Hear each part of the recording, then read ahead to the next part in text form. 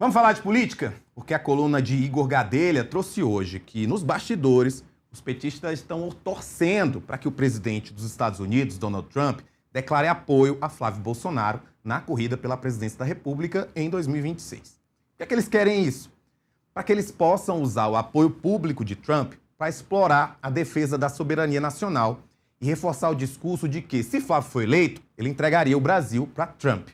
O presidente americano tem enfrentado aí uma onda de baixa aprovação, não apenas na política interna, mas também pela campanha no Irã, que tem sido avaliada como desastrosa. Então fica a dúvida, Trump é um ativo político vantajoso para Flávio Bolsonaro? Eu converso agora com Paulo Roberto de Almeida, que é diplomata e conselheiro acadêmico do Livres. Paulo, muito boa tarde. Começo te perguntando o que você acha dessa estratégia do PT, caso Trump, de fato, demonstre apoio a Flávio Bolsonaro. Boa tarde, Rafael. Muito obrigado pelo convite. Eu considero que é positivo o fato de Trump interferir nas eleições brasileiras, na campanha presidencial, em favor do Flávio Bolsonaro, vai atuar em favor do Lula, evidentemente, porque haverá uma campanha interna sobre traição à pátria, interferência externa, cessão de soberania e tudo mais. Então, eu acho que o PT poderia até convidar o Lula a ficar quieto, não é? A não provocar mais o Trump, e deixar o Trump falar, ou os seus acólitos, né? Seus acólitos falarem em nome do Trump, porque vai ser prejudicial ao candidato, que será identificado como agente de um governante estrangeiro. Eleições, a gente fala sempre em polarização, então os eleitores que vão votar em Lula, em tese, já estão convencidos, os eleitores que ainda estão pensando em votar em Flávio e estão, em tese, convencidos, então tem aquela massa de indecisos. E aí eu me pergunto, se você acredita, se essa massa de indecisos, ela pode se sentir mais propensa a votar no Flávio por conta de um endosso do Trump, ou isso pode afastar também esse eleitor indeciso? Veja, vamos ver o exemplo das eleições de 2022, não é? Havia um número muito grande de antipetistas, mas ante o horror de reconduzir ao poder alguém que matou brasileiros na pandemia, que atuou de forma escabrosamente prejudicial aos brasileiros durante a pandemia e em diferentes outras circunstâncias, reservas amazônicas, garimpeiros, contra os indígenas, contra os quilombolas. Certas pessoas antipetistas acabaram votando pelo Lula por não quererem o Bolsonaro de volta à presidência. O mesmo pode ocorrer agora. O brasileiro, a despeito de qualquer, digamos, oposição, ojeriza, ódio até dos petistas, eles são profundamente nacionalistas, não é? O Brasil é uma pátria que se orgulha de ter autonomia sobre as suas decisões e interferir em suas políticas internas seria, portanto, um ato de traição à pátria. Então, eu acredito que mesmo aqueles opostos ao Lula repudiam uma intervenção estrangeira, sobretudo de um personagem que está identificado com atos absolutamente contrários ao direito internacional, não é? Ataque à Venezuela, ameaças à Colômbia, ameaças ao México, ameaças a Cuba, inclusive ofensa aos europeus, tentativa de assambarcar o território dinamarquês da Groenlândia e, sobretudo, um comportamento pavoroso na guerra contra o Irã atualmente, não é?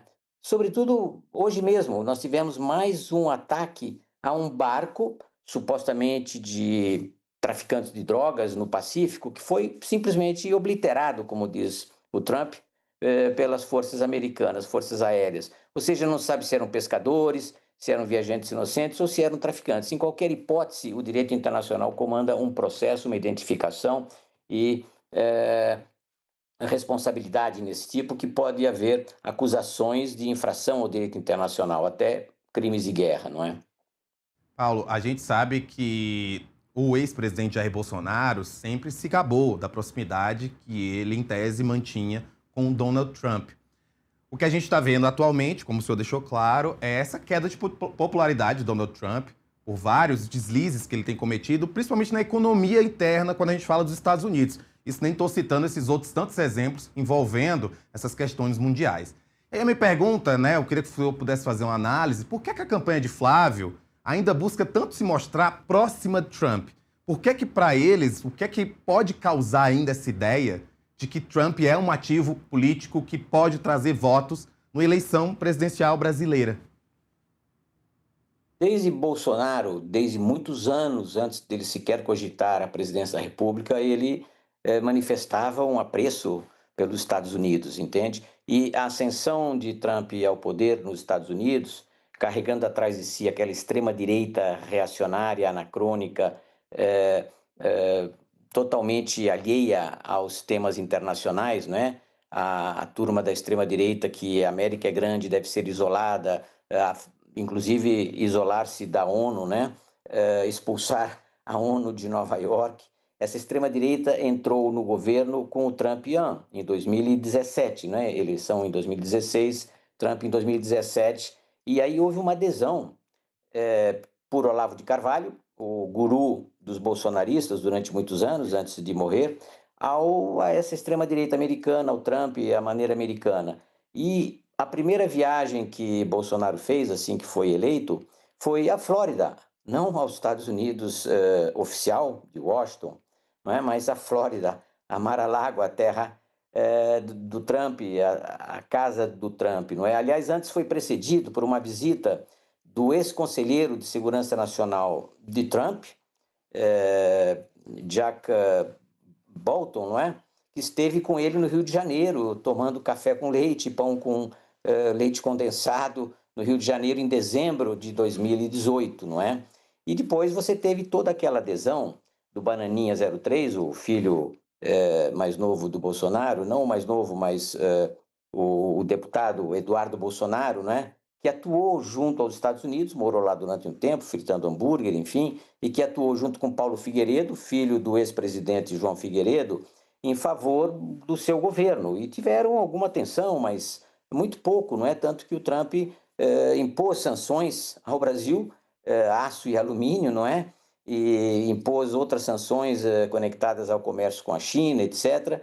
Mas houve uma subserviência total do governo Bolsonaro a Trump, tanto que na primeira visita oficial de Bolsonaro à ONU, na abertura dos debates da Assembleia Geral em setembro de 2019, ele pronunciou aquela frase fatídica: I love you, Trump. Nada poderia ser mais submisso, mais submissão a um dirigente estrangeiro do que essa frase, I love you, não é? E agora, novamente, o Eduardo Bolsonaro, que está, digamos, exilado, entre aspas, nos Estados Unidos, com o Paulo Figueiredo, tem atuado para que os Estados Unidos retomem retaliações contra o Brasil. Ora, o Brasil foi extremamente prejudicado nas retaliações do Trump 2, não é? Com, primeiro, tarifas a 10%, respiramos aliviados, depois 50% por razões políticas, pelo processo contra o Bolsonaro, o processo de condenação na Suprema Corte. E vamos ver do outro lado. Todos os candidatos que foram apoiados por Trump perderam as eleições, ou quase todos, não é? Você tem primeiro o caso do Canadá, Mark Carney. Ele praticamente estava em segundo lugar. Os conservadores canadenses iriam ganhar as eleições. O fato do Trump proclamar que queria incorporar o Canadá ao território americano, fazer o 51º estado americano, não é? Aquilo assustou os canadenses que votaram pelo opositor liberal. Então, Mark Carney está lá, digamos, simbolizando a resistência contra a interferência estrangeira. Da mesma forma, recentemente, Viktor Orbán, o vice-presidente J.D. Vance, esteve em Budapeste para apoiar a campanha eleitoral do Viktor Orbán e ele perdeu fragorosamente. Eu espero, pelo menos os candidatos que prezam a soberania nacional, que o J.D. Vance venha ao Brasil apoiar o Flávio Bolsonaro. Será uma derrota estrondosa igualmente, não é? Esse é o resultado de interferências externas nas eleições do Brasil. Mas a gente pode esperar, então, se não oficial, pelo menos de alguma forma, que os Estados Unidos interfiram nas nossas eleições esse ano? Certamente, já houve um episódio antes da expulsão desse delegado da Polícia Federal em contato com o ICE por fins imigratórios. É um acordo antigo de mais de 50 anos para regular justamente processos judiciais de expulsão, extradição de criminosos procurados num país ou outro. Mas antes disso, você teve um diplomata, entre aspas, porque é um funcionário trumpista colocado no Departamento de Estado, né, no Ministério das Relações Exteriores americano, que viria ao Brasil para entrevistar-se com o Jair Bolsonaro na cadeia ou na sua residência, não é? Pediu um visto para vir ao Brasil em nome do Departamento de Estado, mas a sua agenda era unicamente a visita a Jair Bolsonaro.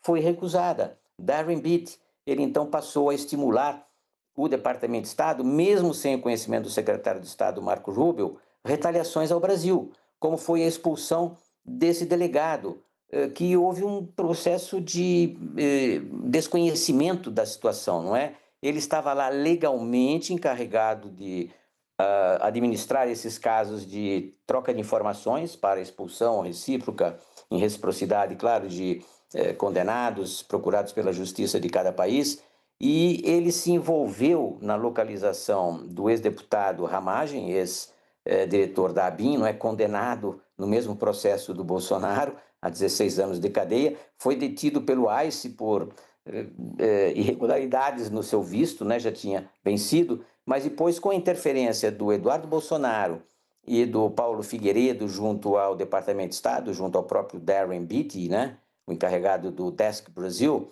ele foi solto, né, e provavelmente não será expulso, mesmo que um processo de extradição está em curso. As coisas são diferentes. Uma coisa é um processo de extradição que requer a intervenção dos dois ministérios da Justiça, outra coisa são esses contatos entre os governos, os ministérios da Justiça também, em processos que estão na Justiça e que são de crimes comuns, não é? Então, houve uma certa confusão nos dois casos, foi politizada essa questão, o Brasil fez uma retaliação, digamos, que não precisaria ter feito, né, de retirar as credenciais do funcionário americano que em Brasília cuidava desses contatos com a Polícia Federal, então cria um clima de azedume entre os dois países que não deveria existir.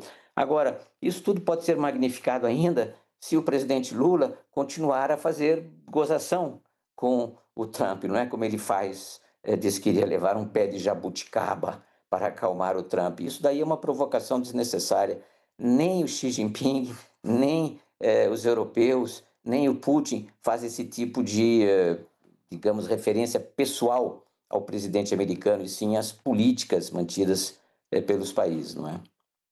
Olha, mas convenhamos, se ele recebesse uma jabuticaba boa, eu tenho certeza que seria muito bom.